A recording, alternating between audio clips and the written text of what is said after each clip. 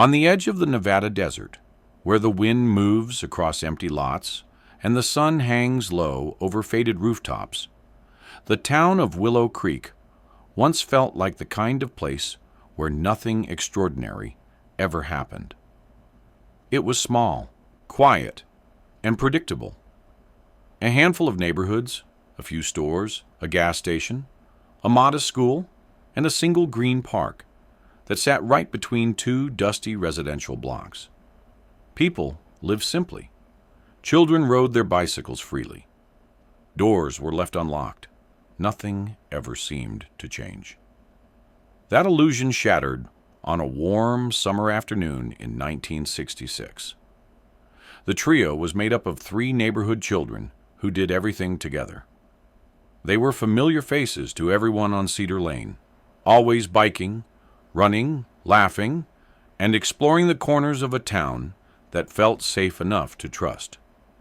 On that Saturday, sometime after lunch, they grabbed their bikes and headed toward Willow Creek Park, just 2 blocks away. It was a route they had taken hundreds of times before. No one gave it a second thought. The sun was high, the sky a clear blue sheet without clouds. A handful of parents watched from porches as the children pedaled past, the rattling of bicycle chains echoing briefly before fading into the warm air. The park wasn't large, just a swing set, a metal slide, a pair of monkey bars, and a small grassy patch bordered by a dried creek bed. But to children, it was enough. Enough to feel free. Enough to fill an afternoon with simple adventures. No one in Willow Creek realized that this would be the last time the trio was ever seen alive. The first sign that something was wrong came when the sun began to sink, and the familiar sound of bicycle tires never returned. Parents called their names from porches. They checked the usual spots: the corner lot, the schoolyard, the neighbors' backyards. Nothing. Minutes turned into an uneasy hour. The park should have been visible from several homes, but the shaded area behind the slide blocked the view just enough to leave room for worry. When their parents reached the park, the silence was overwhelming. 3 small bicycles lay near the swings, 2 tipped on their sides, one resting against the pole as if someone had placed it there gently. A single children's shoe sat in the sand beneath the slide. The swings moved slightly in the breeze, though no one was there to push them. At first, parents assumed the children were playing a game, hiding somewhere nearby. They called their names again and again, expecting laughter to burst from behind a tree or from inside the drainage culvert. But no sound came. The park felt untouched, undisturbed, as if the children had simply evaporated. Within minutes, voices grew louder. Neighbors poured out of their homes, fanning out across the park. The air shifted from concern to panic. The creek bed was searched, then the brush beyond it. People ran between houses, knocking on doors, calling friends, shouting down alleyways. Mothers cried the children's names into the wind. Fathers grabbed flashlights and began searching in desperate patterns. The fear spread quickly, moving from house to house, street to street. By the time the sun dipped beneath the horizon, the sheriff's office had been contacted. An unusually swift move for the era, a sign of just how wrong everything felt. Deputies arrived with dogs and lanterns, unsure what they were walking into. They spread out in every direction, scanning the ground for footprints, drag marks, tire impressions, anything that could explain how 3 children vanished from a park in broad daylight. But nothing was there. No shoe prints leading away from the swings. No signs of a struggle. No objects left behind except the lone shoe. No broken twigs. No disturbed sand. No skid marks. Nothing. It was as though the desert had swallowed them whole. One deputy walked to the dried creek bed and stood quietly for a moment, listening. The silence unsettled him.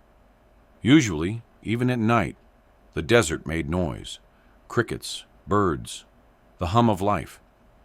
But that night, everything felt still, empty, wrong.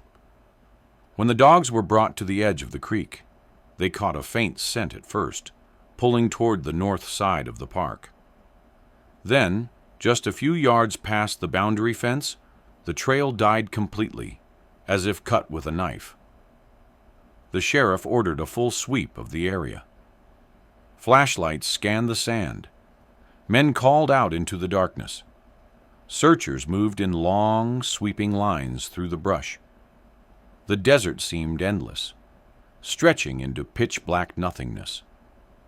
The further they moved from town, the stronger the fear became.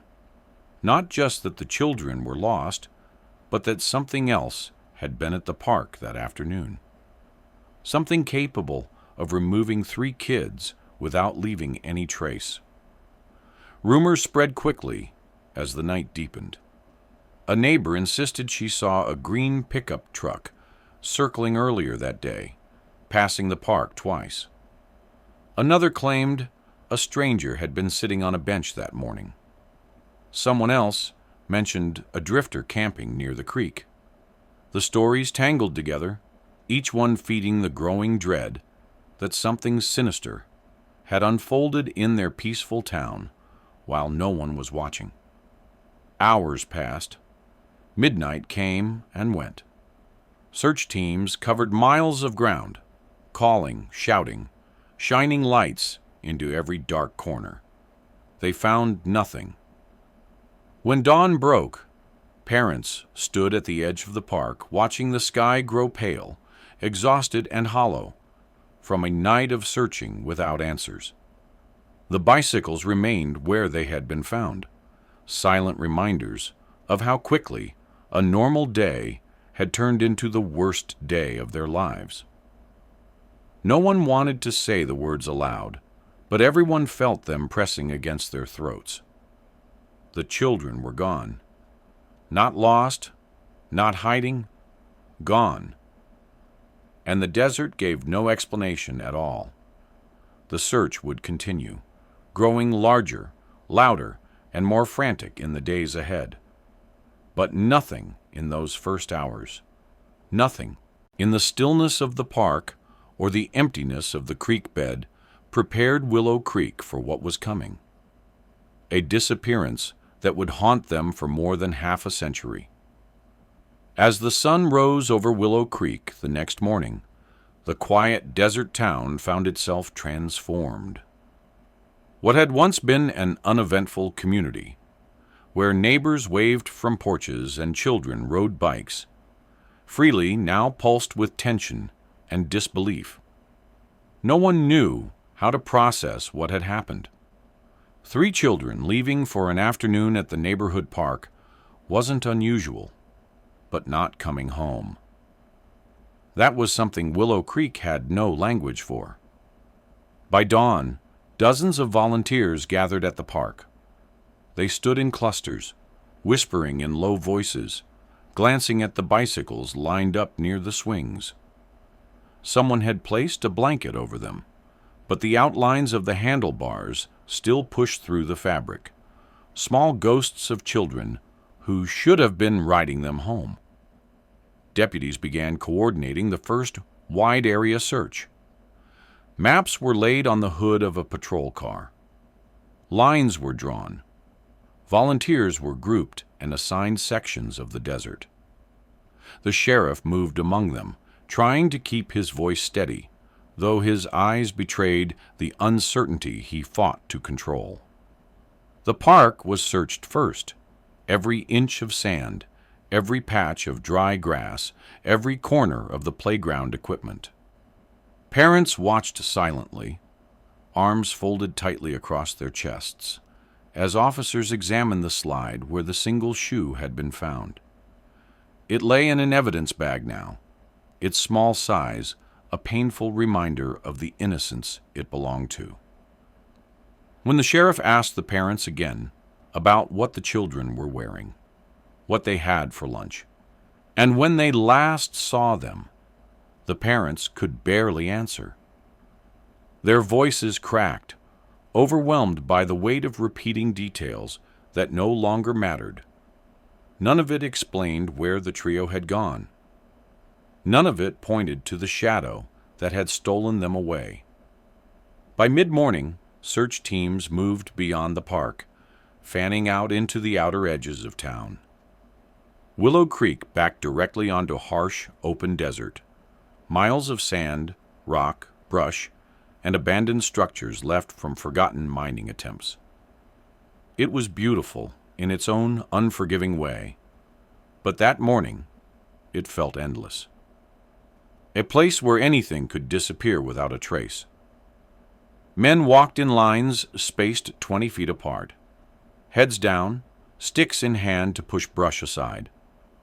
Women formed smaller groups searching closer to town, checking alleys, sheds, and any place a child might crawl into, if scared or hiding. Teenagers on bicycles rode along back roads, calling the children's names. Even the smallest children helped by handing out water bottles. Too young to fully understand the gravity of what was unfolding, but old enough to feel the fear in the air. Despite the massive effort, the desert remained stubbornly silent. Nothing was found. No footprints leading away from the park, no clothing scraps snagged on branches, no signs of a struggle in the sand. No broken toy, no trail, nothing. It was as if the children had been lifted off the earth. Around noon, deputies began interviewing neighbors door to door. People offered what they remembered, though the details were inconsistent. One woman swore she saw a green pickup truck driving slowly past her house twice. Another resident claimed he noticed a man sitting alone on a park bench earlier that morning, though he could not describe his face clearly. Someone else said a drifter had been camping near the creek the day before, but they couldn't recall what direction he went when he left. Rumors spread faster than facts. The green truck became a point of obsession. People debated its color. Light green, dark green, maybe even teal. They argued over the make and model. Some insisted it belonged to a local. Others claimed it had out-of-state plates. No one knew for sure. In a town frightened beyond reason, fear filled in the gaps where certainty failed. As the day grew hotter, the searchers began to tire. The dry heat pulled moisture from their skin, and more than one volunteer suffered from dizziness. But no one wanted to stop. Parents refused to step away, even when deputies urged them to rest. They walked back and forth between the park and the sheriff's car, as if looping the same desperate path might suddenly reveal an answer. By late afternoon, the FBI arrived. In a town as small as Willow Creek, their presence felt unreal, like something that belonged in big cities, not dusty desert streets where houses had only one story and shops had hand-painted signs. But their arrival signaled something the community had not yet said aloud. 3 children don't simply vanish. Not in broad daylight. Not without a reason. Federal agents took statements, collected what little evidence existed, and brought specialized search equipment.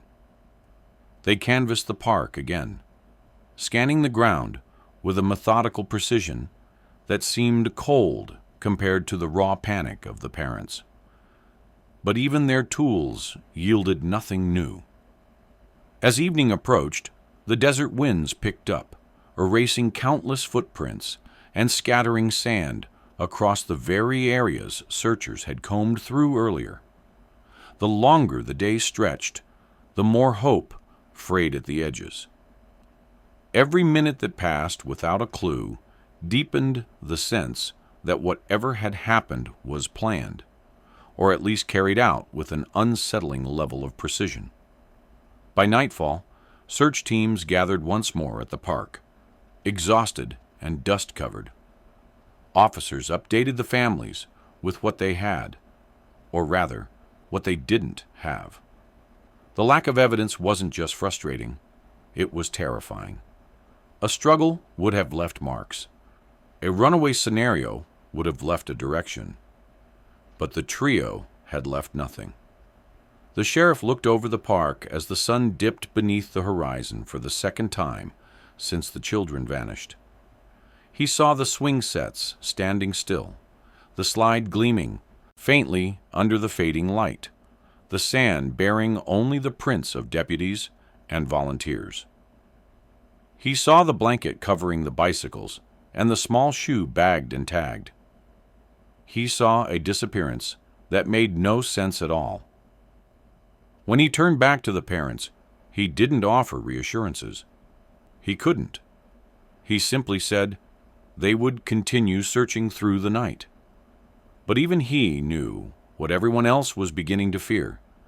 Whatever happened in Willow Creek that day had slipped past every eye, every sense, every trace.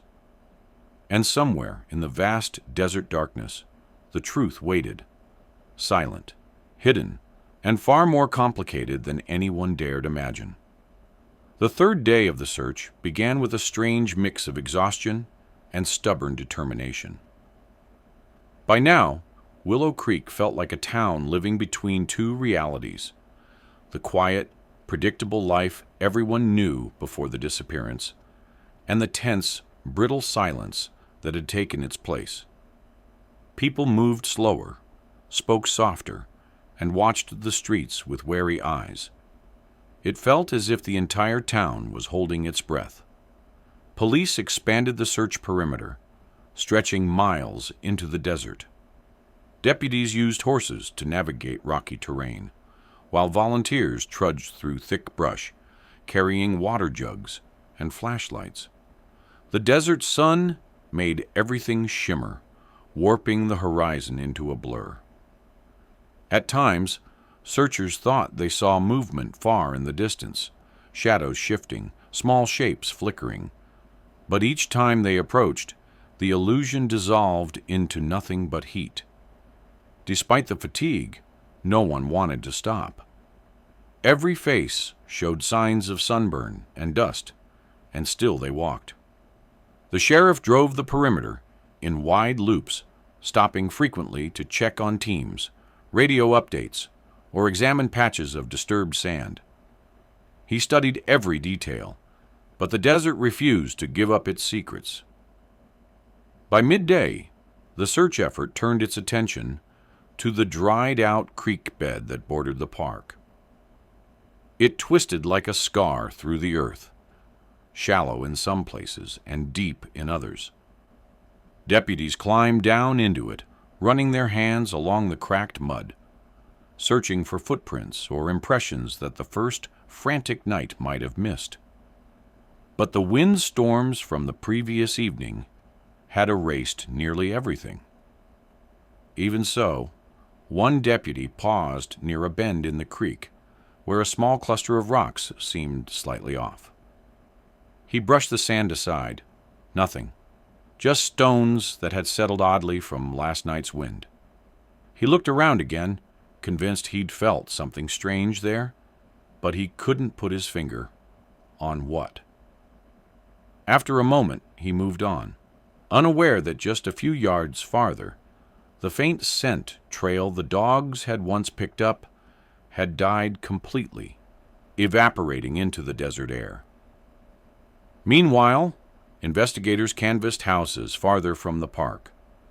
They questioned residents who lived on the outskirts, older couples, young families, solitary ranch hands who spent most of their days working outside. Many answered the door, with worry etched on their faces. Some were crying before officers even spoke. Everyone wanted answers. No one had them. One man claimed he saw a shadowy figure behind the tool shed the night the children disappeared. Another insisted he heard crying near the creek around dusk. A woman said she noticed a strange man at the grocery store earlier that week, someone she had never seen in town before. But each account dissolved upon questioning. The man behind the shed turned out to be a neighbor's teenager, sneaking a cigarette. The crying was likely a coyote. The strange man at the grocery store matched the description of a traveling salesman who left town days before the disappearance. Every rumor felt important, but none brought them closer. Back at the sheriff's office, authorities spread their notes and witness statements across a long table. The green truck rumor resurfaced again and again. Several residents claimed to have seen it the day the trio vanished, but no one could describe the driver. Others contradicted the colors entirely. Some insisted it was dark green. Others swore it was mint green. One claimed it was blue-green, maybe turquoise. No two accounts matched. It was as if the truck existed only in a haze of fear and half-remembered glimpses. Still, the sheriff wrote "green truck" in capital letters on the board. He circled it twice. As afternoon turned into evening, the FBI brought in a team specializing in child abduction cases. They examined the park carefully, studying angles, vantage points, the layout of the equipment, the swings, the slide, the benches. They were positioned in such a way that anyone watching could see nearly the entire playground from a distance. But there was one spot, just behind the monkey bars, where a person could stand without being easily seen from the street. The agents lingered there, staring toward the fence line and the creek bed beyond it. One of them said quietly, "If someone was waiting, this is where they'd stand."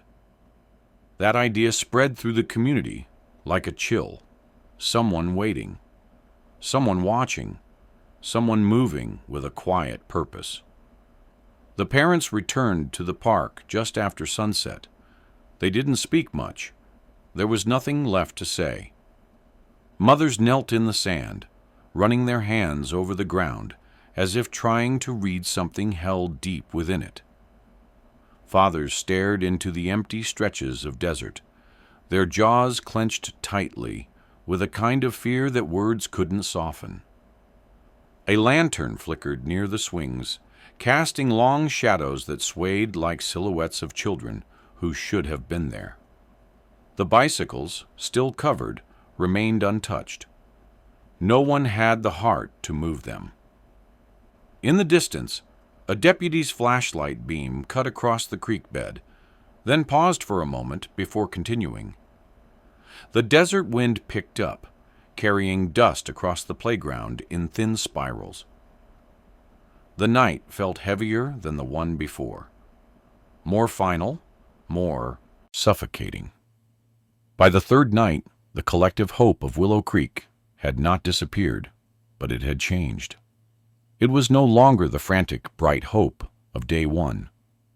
Now it was quieter, trembling, threaded with dread. They had expected to find something by now. A clue, a trail, an explanation. Instead, they found an emptiness that felt too deliberate to ignore. The disappearance didn't behave like a runaway case. It didn't behave like an accidental wandering. It didn't behave like an animal encounter.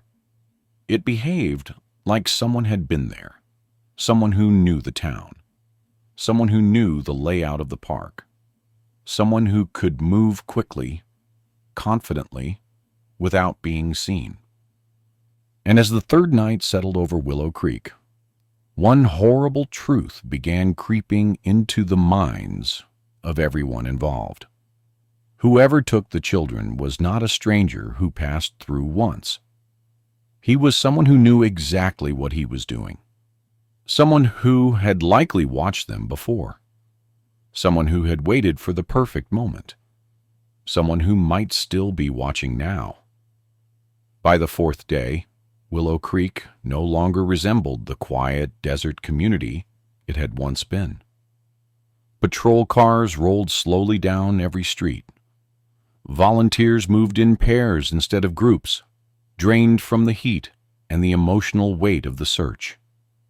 Reporters began to arrive from nearby cities, their vans lining the edges of the park. Cameras pointed at the swing set and the empty bicycles, giving the world a glimpse of a tragedy the town was still struggling to comprehend. Parents who once spoke freely with neighbors now kept their doors half closed, answering questions through narrow slivers of space. People who never locked their homes now checked windows twice. Children were kept indoors. The playground, once full of laughter, had become a place no one wanted to walk past, let alone enter. The air around it felt tense, as though the silence itself was watching. Investigators continued going door to door. Every resident was questioned, some twice, some 3 times. Deputies asked the same questions in slightly different ways, hoping a detail might surface the second or third time around. Who did you see? What time was it? Did anyone unfamiliar pass by? Did you hear anything? Did you notice anything unusual? Most answers blended into each other. No. Nothing unusual. Nothing suspicious. Nothing helpful. But one detail resurfaced again and again. A patch of land just beyond the dried creek.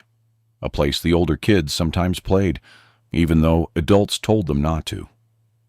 It was a sandy stretch with broken foundations from old mining sheds and a cluster of rusted barrels no one ever removed. Dangerous for children. Isolated. Hidden from view. Search teams had crossed it on the first night, but only briefly. Now, with more urgency, deputies returned, picking apart every corner. They climbed into abandoned concrete basins, sifted through sand around collapsed beams, and checked the shadows beneath torn sheet metal. It was the kind of place where sound didn't carry well, where voices seemed to dissolve into hot air. A person could scream there, and someone standing just half a block away might hear nothing. Still, nothing was found. The sheriff grew increasingly frustrated. He was not a man prone to emotion, yet the weight of the case had begun to show in his posture, the lines around his eyes, the way he spoke to his deputies. He paced between the park and the police car, repeatedly checking the same small patch of sand beneath the swings as if hoping it might reveal something new the 10th time he looked at it. FBI agents began putting together a timeline, assembling the children's last known movements minute by minute. They interviewed everyone who had been outside that afternoon. People mowing lawns, collecting mail, sweeping porches. Nearly a dozen residents reported seeing the trio biking toward the park, their laughter echoing through the neighborhood. But no one remembered seeing them leave. That detail bothered the agents more than anything else. Kids wandering home, especially in groups, should catch someone's eye. But that afternoon, it seemed the trio simply disappeared at the park, never crossing back into anyone's line of sight. As the day went on, a canvas bag found near the creek caused a brief stir. It was dusty, sun-bleached, and partially buried under brush. Volunteers gathered around while a deputy lifted it with gloved hands. The parents watched from a distance, bracing themselves. For a moment, the entire search paused. Every voice quieted, every breath held. The bag was empty, old, irrelevant. The moment of hope dissolved instantly, replaced with a deeper ache. It was becoming harder to stay optimistic, harder to pretend the children had simply wandered too far. Harder to believe this was anything but deliberate. Later that afternoon, a new witness appeared, a man who lived across from the park. He claimed he saw a child running toward the creek shortly before the trio disappeared. But when deputies pressed for details, the story shifted. First he said it was one of the children. Then he said he wasn't sure. Then he said maybe it was earlier in the week. His hands shook as he spoke. His eyes darted from deputy to deputy. He grew angry when questioned too closely. Eventually, his account was dismissed as unreliable. Fear, confusion, and attention had twisted his memory into something unusable. But the moment left investigators uneasy, not because they believed him, but because they didn't. As night approached, the sheriff ordered teams to check the desert roads leading out of town. The possibility of the children being taken by vehicle was now the primary theory. Patrol cars drove slowly along long stretches of cracked asphalt, shining spotlights into culverts, ditches, and cul-de-sacs. Roadblocks were considered, but ultimately dismissed. The disappearance had happened days earlier, and any vehicle would be long gone. Still, deputies checked every abandoned car on the side of the road, every open field, every dirt turnoff. The green truck rumor lingered over the investigation like a stubborn shadow, too vague to act on, too consistent to ignore. By the end of the fourth night, Willow Creek was exhausted. The sheriff gathered his deputies in a semicircle in the park. The FBI stood behind him. Volunteers sat on the edge of the sandbox, their clothes stained with dust, their faces drawn and tired. The sheriff told them all the same thing. They would not stop. But even he felt the fear creeping in, the fear that this case was slipping out of their reach, the fear that something had happened so quietly, so efficiently, that they might never find the trail. The park lights buzzed faintly, illuminating the empty swings. A cool breeze passed through the playground, carrying sand and the faint scent of creosote. Someone covered the bicycles again, adjusting the blanket as though tucking the children into bed for the night. And as the last search team walked away, the sheriff stayed behind for a moment. He looked at the creek bed. The footprints of searchers had erased any trace that might have once existed. He stared at the sand beneath the monkey bars. He stared at the horizon where the desert stretched endlessly into darkness. Something about the entire scene felt wrong, too clean, too untouched, not chaotic enough, not messy enough, not what a crime scene should look like. It was the absence of evidence that frightened him most. Because an abduction that leaves no trace is not a crime of opportunity. It is a crime of preparation, a crime of timing, a crime committed by someone who knew exactly what they were doing. And for the first time since the trio disappeared, a terrible realization took hold. If the person responsible planned it this well, this wasn't their first time, and it likely wouldn't have been their last. By the fifth day, the search for the Willow Creek children had grown into something far larger than the town itself. Outsiders arrived in steady waves: reporters, state investigators, volunteers from nearby counties, and curious onlookers who stood behind caution tape, hoping to catch a glimpse of something newsworthy. The park buzzed with activity, yet the atmosphere was heavy, tense, and strangely hollow, as if the land itself held its breath. The parents of the trio sat together beneath a makeshift canopy set up near the swings. They barely spoke. Grief had given way to something colder, something harder, a numbness that settled deep in their bones. Every few hours, someone approached them with an update, but the updates all sounded the same. "Nothing yet." "We're still looking." For the first time, the question everyone had been avoiding began to surface in quiet conversations between deputies and FBI agents. Were the children still alive? It was a question no one wanted to say out loud, yet it hovered over every search briefing, every aerial scan, every corner of the desert that had been combed and recombed.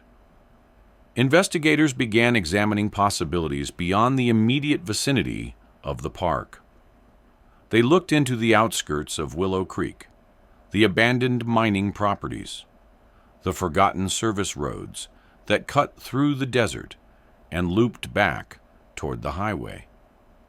They analyzed crime patterns in nearby counties, past kidnappings, missing persons cases, and unsolved disappearances spanning the late 50s and early 60s. What emerged was unsettling. Several cases involving children gone missing along remote desert roads. Most were written off as wanderers lost to the elements. But the similarities began to accumulate in ways that made investigators uneasy. Still, there was nothing directly tying these past disappearances to the trio. Only patterns that felt too familiar to ignore. Back in Willow Creek, residents grew more paranoid with each passing hour. House curtains were drawn tight even during the day. People whispered instead of speaking. Car engines idled longer at stop signs as drivers scanned the area.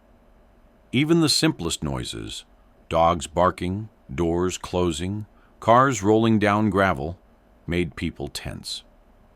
Rumors continued to spread. One resident claimed she saw a strange man walking near the creek earlier that week. Another insisted she heard a car door slam in the park that afternoon, though she wasn't sure of the time. A teenage boy confessed he thought he saw something shiny half buried near the creek bed. A soda can, maybe, or a piece of metal. Deputies went to dig but found nothing but trash and old scraps of tin washed down by the wind. Every rumor was a possibility. Every possibility led nowhere. By noon, FBI analysts set up a temporary command center inside the local fire station. Spread across tables were maps, timelines, and hand-drawn diagrams of the park. They studied vantage points, angles where someone could watch the children without being seen. They mapped distances from houses. They considered the narrow window of time between the children arriving at the park and being discovered missing.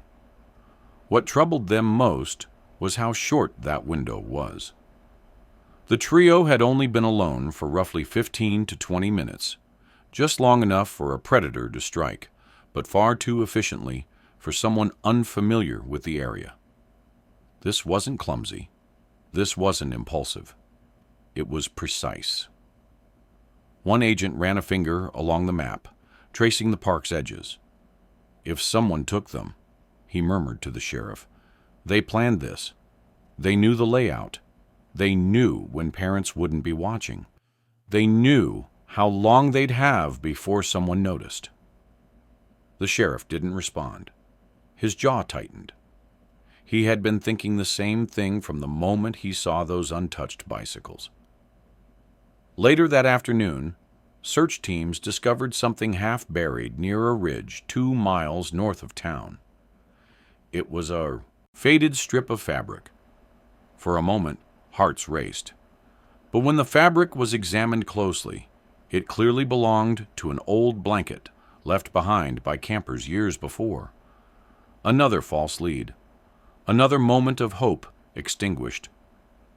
As the sun dipped lower, the desert wind kicked up again, swirling dust into the air. Searchers shielded their faces, but the wind stung their skin and blurred their vision. It felt like the desert itself was pushing them back. Every footstep is erased by sand. Every clue was swallowed whole. At sunset, the sheriff gathered his key investigators at the edge of the creek. His face carried the exhaustion of a man who had aged years in just a few days. He looked at the footprints left by dozens of searchers, knowing they had unintentionally destroyed whatever faint traces might have once existed.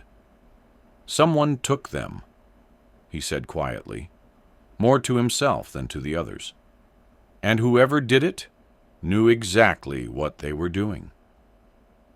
The words hung in the air, chilling the small group around him, because if that was true, if someone had planned this, then the chances of finding the trio alive were shrinking with every passing second. Night arrived once more, cloaking Willow Creek in a silence that felt suffocating. Porch lights flickered across the neighborhood, illuminating empty streets where no children played.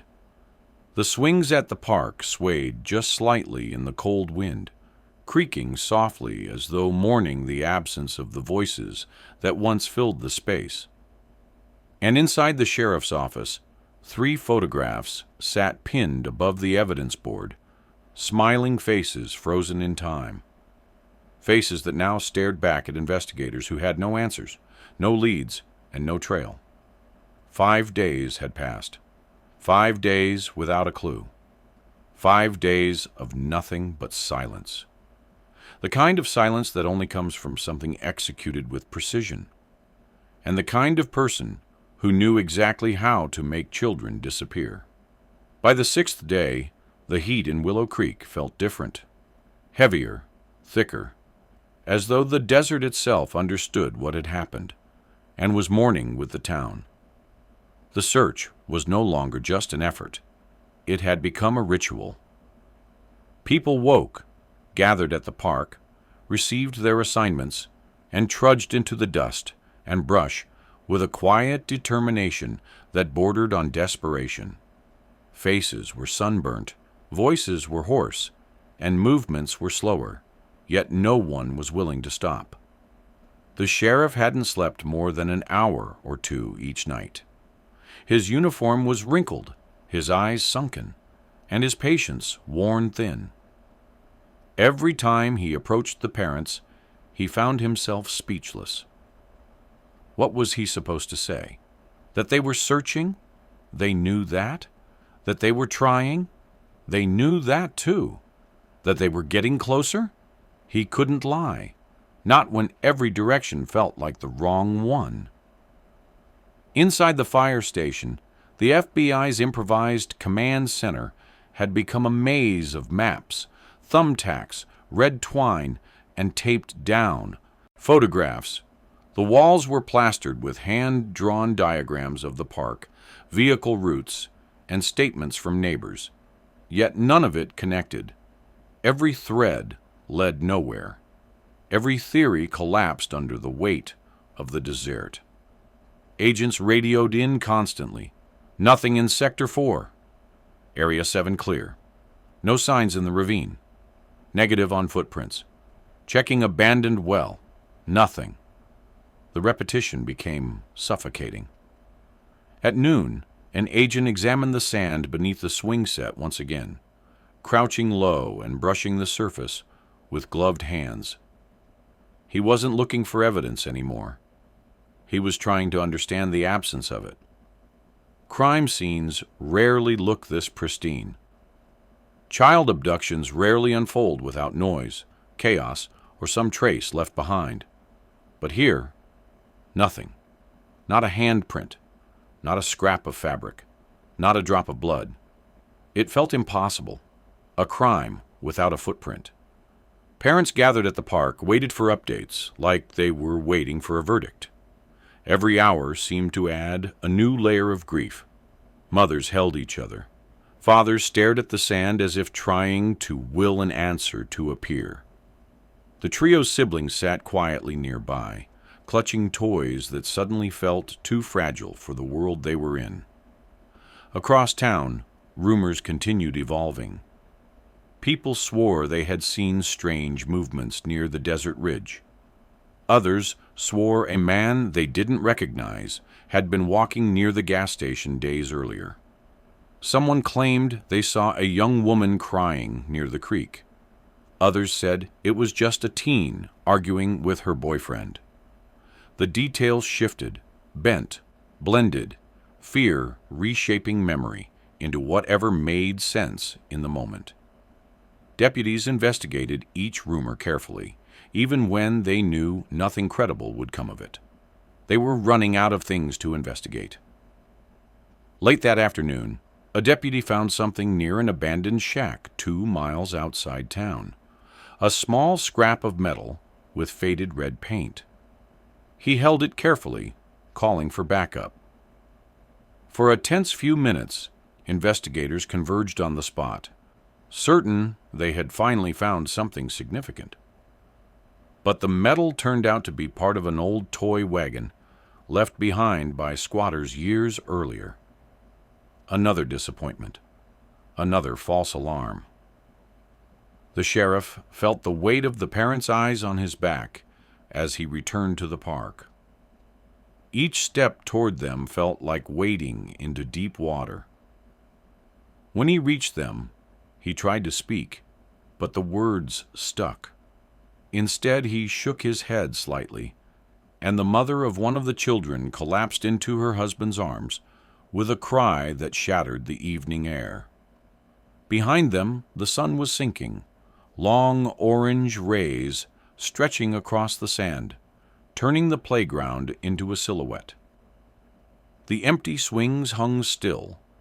The bicycles, still covered by a blanket, seemed more haunting now than ever before. As night approached, the FBI shifted tactics. If the person responsible had planned the abduction with this level of precision, it was unlikely they had vanished into the desert on foot. Someone had used a vehicle. Someone had timed it perfectly. Someone familiar with the area had accessed a place where children could be taken quickly, quietly, and without drawing attention. One agent stood alone at the edge of the creek bed, staring at the cracked earth beneath him. He wasn't looking for clues anymore. He was trying to see the scene the way the perpetrator had seen it. The park, the tree line, the creek bed, the angle of the sun, the layout of the houses. Everything pointed to someone who knew exactly how to move unseen. He looked back toward town. A few homes had porches facing the park. Most didn't. If someone had watched the trio approach, they would have chosen a position just out of sight, near the tree line, behind the equipment, by the creek. A shadow could have stood there for minutes without a single resident noticing. At the sheriff's office, an older deputy sorted through years-old case files of missing children from nearby counties, spreading photographs across his desk. The similarities were faint but present. Children disappearing near rural roads. Children disappearing on short walks. Children disappearing without struggle, without noise, without trace. But the connection was too thin to prove anything. Still, the idea crept into the minds of investigators. Was the Willow Creek disappearance part of something bigger? The thought was terrifying. By the 6th night, the search effort was still ongoing, but the pace had changed. No longer frantic, no longer hopeful. Now it was methodical, quiet, and heavy with dread. The desert cooled rapidly after sunset. Searchers wore jackets, flashlights slicing through brush, kicking dust into the cold night air. Coyotes howled in the distance. Wind whistled through the creosote bushes. The dark seemed thicker, more oppressive. In the command center, lights flickered over the evidence board. 3 faces smiled from pinned-up photos, bright, innocent, unaware of the horror that had engulfed their small town. The sheriff stood alone, staring at them. He had spent his life believing he understood the world, believing he knew how to keep people safe. But this had made him question everything. He felt as though he was staring into a void that stared back. 6 days had passed, 6 long, scorching, sleepless days. And the truth felt as distant as the desert horizon. The absence had become the only clue, and that was the most terrifying clue of all. By the 7th day, something in Willow Creek had shifted. It wasn't hope, and it wasn't despair. It was a kind of stillness that settled into the bones of the town. People walked slower, voices lowered. It felt as though everyone was waiting for something to break, something to crack open, and reveal the truth that had been hiding beneath the surface of their quiet community. But the silence held. Early that morning, a heavy, overcast sky rolled in from the west, casting a muted gray light over the desert. It changed the way everything looked: the park, the sand, even the dried creek bed. Without the sun, the desert didn't shimmer. It didn't distort distance. It just sat there, quiet and unflinching, as if daring the searchers to find something it had hidden. The sheriff arrived at the park before anyone else. He stood alone, hands resting on his hips, staring at the playground where the trio had last been seen. He imagined the children playing on the swings, laughing, calling to each other. The sound had become a phantom echo in his mind, haunting him more with each passing hour. He crouched near the sand beneath the monkey bars, running his fingers lightly across the surface, smooth, untouched, clean, too clean. It still bothered him. A crime scene without evidence wasn't a crime scene at all. It was a message that someone had been careful, someone had been deliberate, someone had known exactly where to move and where not to step. When the FBI arrived, the agents were quieter than usual. They had begun to realize what the sheriff already knew.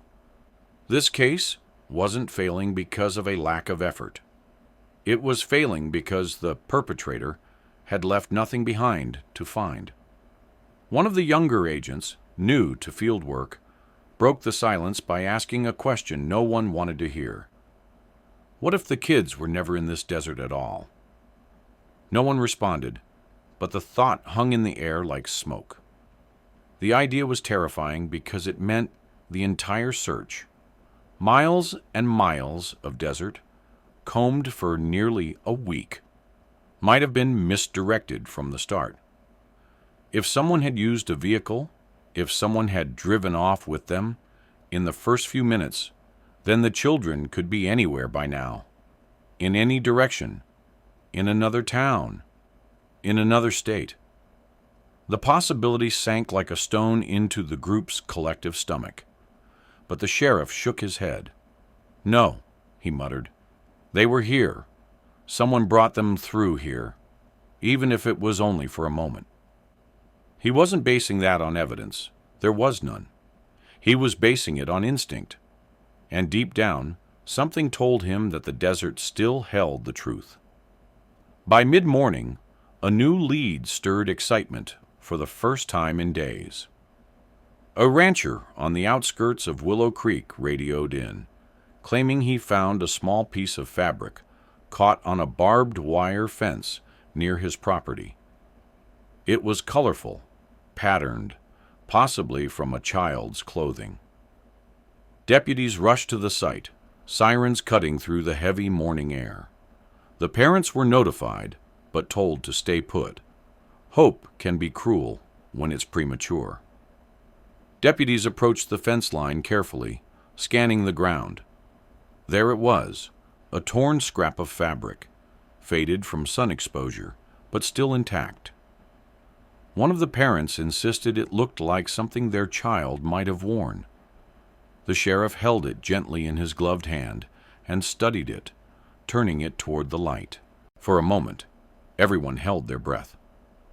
But when experts examined it, the truth struck hard. It was too degraded, too old, likely caught on the fence years before. Another dead end. The sheriff walked back to his car slowly, the fabric still in his hand. He wanted to throw it. He wanted to crush it into dust. But instead, he placed it carefully into an evidence bag, because even false hope deserved respect in a case like this. Back in town, whispers grew louder. People began looking at one another differently. Everyone wondered, could it be someone here, someone among them, someone they greeted at the grocery store or passed in the street? Suspicion seeped into friendships. Neighbors watched each other from behind curtains. Men who lived alone started receiving second glances. Strangers were interrogated with stares that lasted too long. Willow Creek was unraveling. That afternoon, the FBI interviewed an older man who lived near the park. He claimed he saw a shadow move behind the maintenance shed on the day of the disappearance. The agents questioned him carefully, noting the inconsistencies. First, he said it was late afternoon, then early evening. First, it was a man, then maybe a boy. He changed the height twice. His hands trembled. His breathing was shallow. But he didn't seem dangerous. He seemed frightened. Frightened of what he might have seen, or frightened of what he might remember.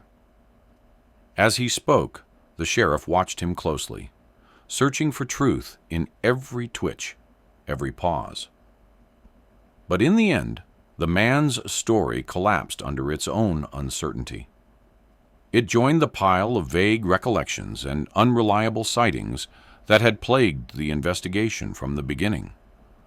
Later that evening, a deputy returned from the ridge with something different, something not seen before.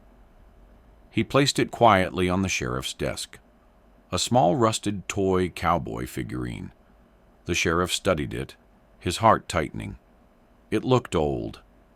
It looked like something a child would carry, treasure, or lose without noticing. But again, no way to connect it. No initials, no fingerprints, no link. The sheriff leaned back in his chair, staring at the ceiling. Every scrap of hope seemed to fade the moment it was found. Meanwhile, the parents of the trio stood together at the park once more. They held on to each other, trembling beneath the weight of another long day. The families had begun to move differently. They leaned into one another, pressing shoulder to shoulder, almost as if they feared that if they let go, they might collapse entirely. As the sky darkened, the streetlights flickered on. The wind carried a faint whistle through the playground, a sound that made the swings creak softly in the dim light. Shadows stretched across the sand, long and thin.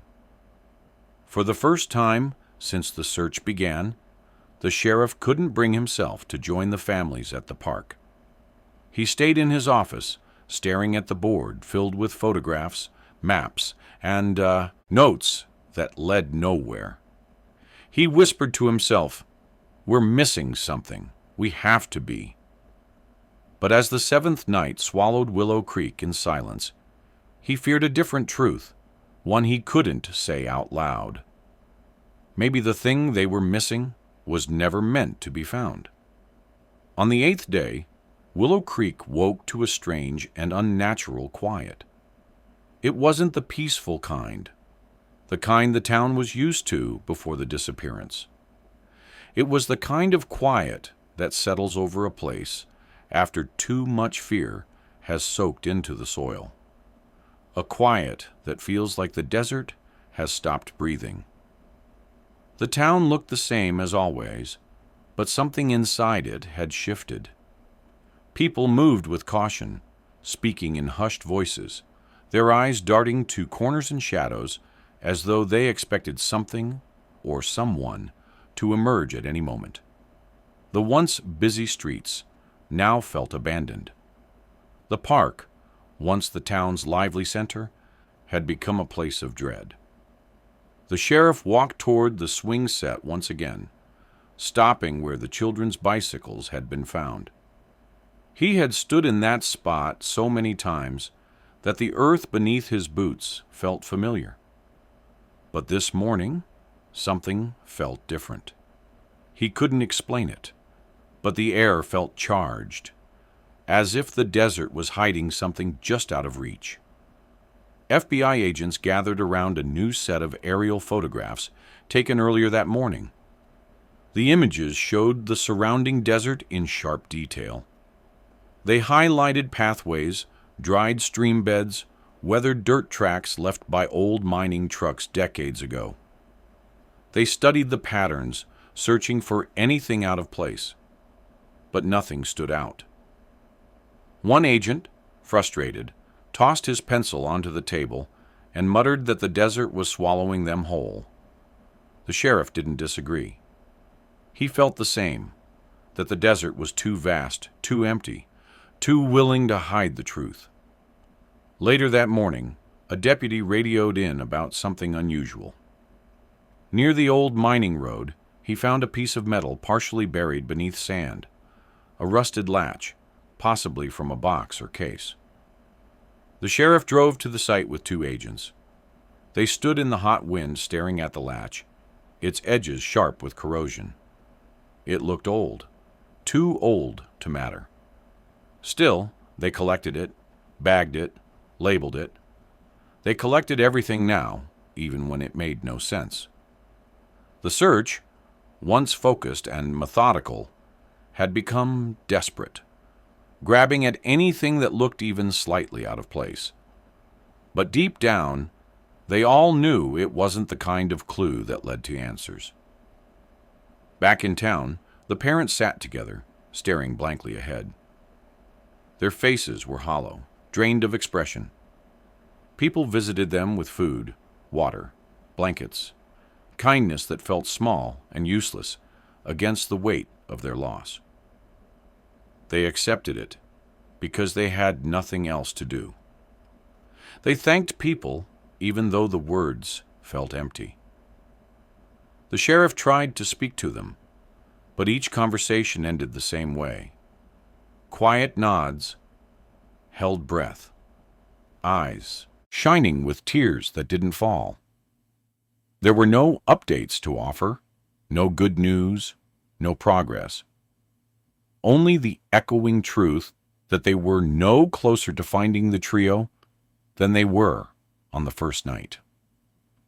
That afternoon, the search expanded into a part of the desert that had not been thoroughly examined. A wide stretch of land, dotted with crumbling wooden structures left behind by prospectors in the 1940s.